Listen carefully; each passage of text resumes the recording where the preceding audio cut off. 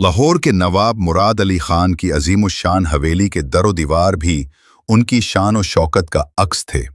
हवेली में काम करने वाला एक सीधा सादा मगर गैर मामूली किरदार रियाज था, जो अंदरून पंजाब के एक छोटे से गांव से आया था। रियाज के चेहरे पर गुर्बत की लकीरें जरूर थीं, लेकिन उसकी आंखों में एक खास चमक थी जो उम्मीद, वफा और सब्र की रोशनी से झलकती थी।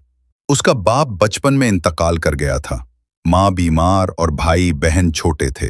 उस पर पूरे घर की जिम्मेदारी थी। रियाज हर सुबह सबसे पहले जागता, कोठी के लान में झाड़ू देता, नवाब साहब के जूते साफ करता, शाजिया बीबी के कमरे में ताज़ा गुलाब रखता और दिन भर खामोशी से खिदमत करता। शाजिया नवाब की इकलौती बेटी, निहायत खूबसूरत, नाजों में पली, मगर गुरूर, जिद और अय्याशी में डूबी हुई लड़की थी।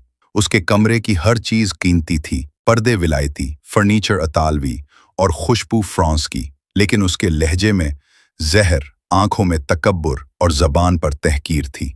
वो रियाज को अक्सर बेइज्जत करती, कभी पानी उसके मुंह पर गिराती, कभी उसके कपड़ों पर जूता फेंकती और कभी उसके सादा चेहरे का मजाक उड़ाती। एक रोज उसने सहेलियों के साथ मिलकर रियाज को मजबूर किया कि वो हवेली के पिछवाड़े में ऊंची आवाज में गाना गाए। रियाज ने नजरें झुकाकर बस एक जुमला कहा, बीबी जी, मेरी इज्जत मेरी गुर्बत से बड़ी है।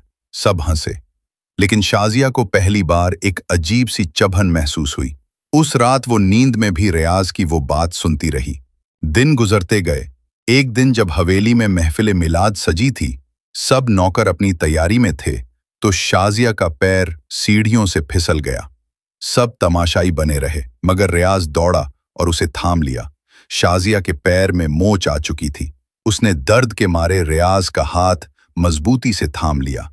पहली बार उसने उसकी आंखों में वो सुकून देखा जिसकी उसे अपने इर्द गिर्द के रईसजादों में कभी झलक भी ना मिली थी। अगले कुछ दिनों में रियाज उसके पांवों पर मालिश करता रहा, बगैर किसी तलब के।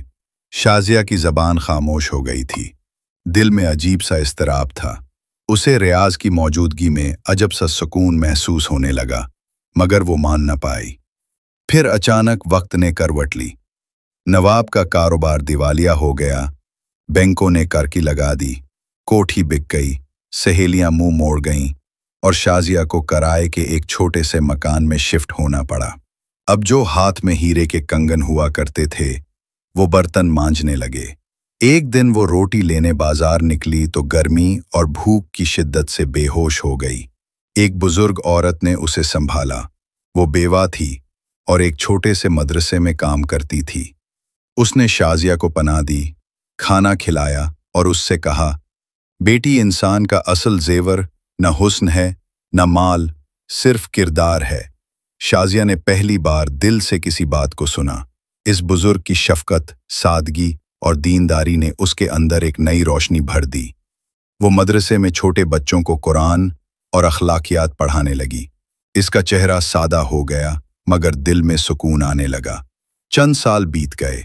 एक दिन वो मस्जिद के बाहर बच्चों को टाफी बांट रही थी कि एक सफ़ेद पोश दुकान नजर आई, जिस पर लिखा था, रियाज एंड सन्स, ईमानदारी की मिसाल। शाजिया के दिल ने धड़कना शुरू कर दिया। वो लरसते कदमों से दुकान में दाखिल हुई। सामने रियाज बैठा था, वही मासूम चेहरा, मगर अब पर सुकून, बावकार और एतमाद से भरा हुआ।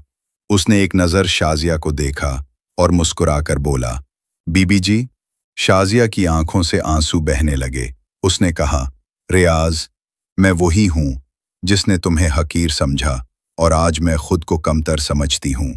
रियाज खामोश रहा, फिर बोला, मैं आज भी नौकर हूं, रब का नौकर, मगर दिल में न शिकवा है न गुरूर। आपने मुझे जलील किया, मगर मैंने बद्दुआ नहीं दी। शायद इसी दुआ ने मुझे यहां तक पहुंचाया। शाजिया रो पड़ी। उसने कहा, क्या मेरे लिए कोई रास्ता है, कोई माफ़ी? रियाज ने नरमी से कहा, अल्लाह का दर कभी बंद नहीं होता, आपके लिए भी नहीं। शाजिया ने दोबारा अपने मदरसे का रास्ता लिया, लेकिन अब उसके अंदर शर्मिंदगी नहीं, शऊर और रोशनी थी।